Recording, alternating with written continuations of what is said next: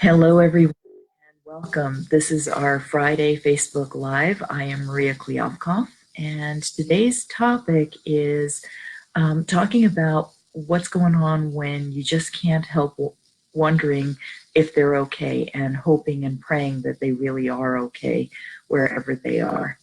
So I want to talk a little bit about this because the person who brought it up, actually, there were a couple of people who brought it up in different forms. One person talked about kind of obsessively thinking about, are they okay, and how do I find out if they're okay, and I'm looking for signs and I can't find signs anywhere.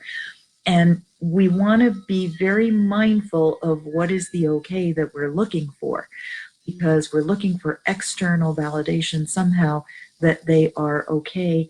And from the sounds of it, it sounds like that they are physically okay.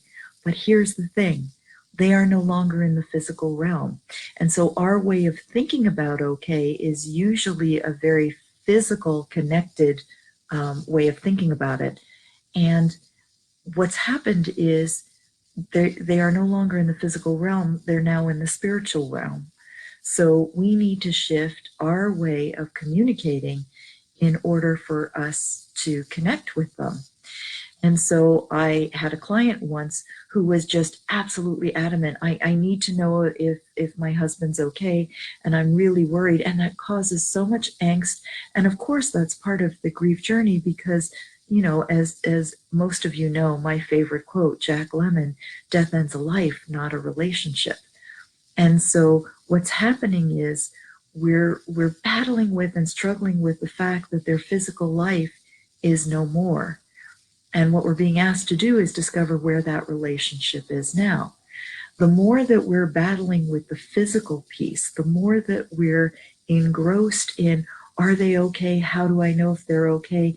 And that physical tactile approach, the farther we get from connecting with the relationship that still exists.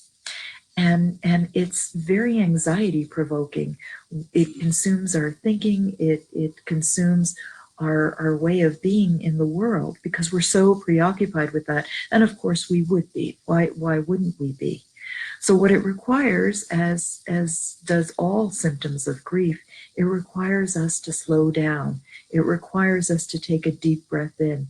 And I see Maxine is joining us, and I see Susan's joining us. Hi, welcome. What I'm talking about is the difference between the physical realm and the spiritual realm. And when we're so obsessed with the thinking, are they okay? And I just need a sign, and we're searching for a sign, and we can't find the sign. What we're pushing against is our resistance to hear where the relationship sits now. So I was quoting my favorite quote, Jack Lemmon, who said, death ends a life, not a relationship. And I remember at the time, oh, thank you for the hearts. That's sweet. I just want you to know that I see them and that I cherish them. Thank you. I love that quote, death ends a life, not a relationship. And at the time that my mother died, and by the way, we're coming up on the anniversary. Tomorrow it will be 2 years. And so I'm very cognizant of anniversary and the relationship and where the relationship has grown to. So I remember in the days leading up to her death, I was so clear because of my training about that our relationship is about to change forever. And I remember crying at her bedside and saying to her, I'm going to so miss you in the physical realm. And of course, you know, tears come up as I even think about this. I'm going to so miss you in the physical realm, but I really look forward to seeing where this relationship is growing to. And I just want you to know that I'm going to be looking for where our new relationship is. And she kind of cracked a smile. Now, my mother didn't necessarily believe in spiritual conversation.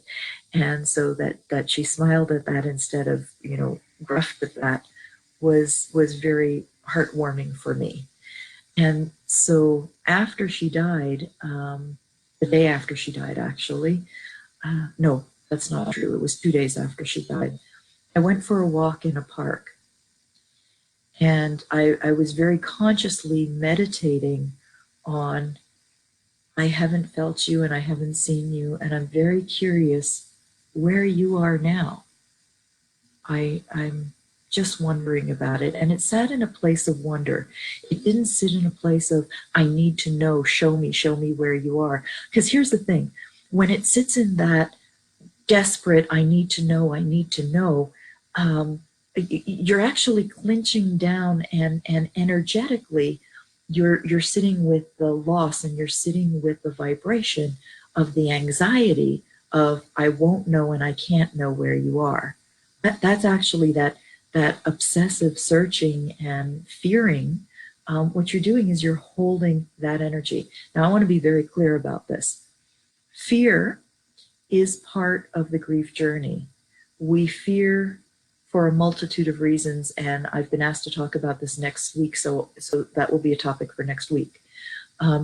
But there is the difference that for those of you who study A Course in Miracles, you know that A Course in Miracles says that there is only love and fear. In grief, fear is part of the journey. When we're willing to feel that fear and move in it, with it, and through it, that's actually a very loving act. It's not a fearful act. That's a loving act. The fearful act is pushing the fear away or locking down on how something should be. So let me know if you need me to talk a little bit more about this. I don't want to get sidetracked in that conversation, but I did want to make that distinction. So from this place of being curious about where she is now and what our relationship would be, not from needing to know that she's okay, not from worrying about her or where she is, but rather being genuinely curious and open, what happened was this beautiful big monarch butterfly came straight towards me, like it made a beeline for me, and then it circled me twice. And as it was circling me, I just knew that it was my mother somehow. I don't know how. I can't explain it to you. I just knew that it was my mother, and then it flew away. And what I was left with was peace. And I can't honestly say it was the peace of knowing she was okay. That wasn't so much it, as it was just the peace of knowing that when I was calling to her, she would hear me. That was more the peace that I was feeling. A year later, I heard a recording from Abraham Hicks that actually confirmed that. So what I'm offering to you here is the possibility that in the depth of your pain and in the depth of your anxiety about are they okay and worrying about them and the worry around all of this, what you're missing is the opportunity to connect with them, to find where that connection lives now. If you want to learn more about how to connect with someone, how to transition a relationship from the physical realm to the spiritual realm, I'm always loving to have that phone call, because to me, that's a real opening place. And I've worked with many clients who have had great success in doing that transitional piece.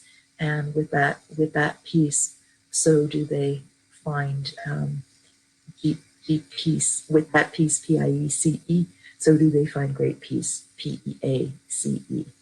That is, of course, what I would wish for you.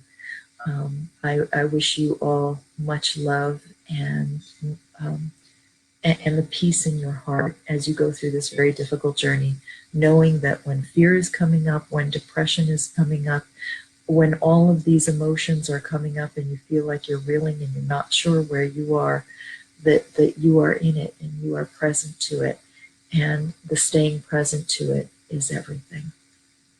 Much love to you all. Namaste.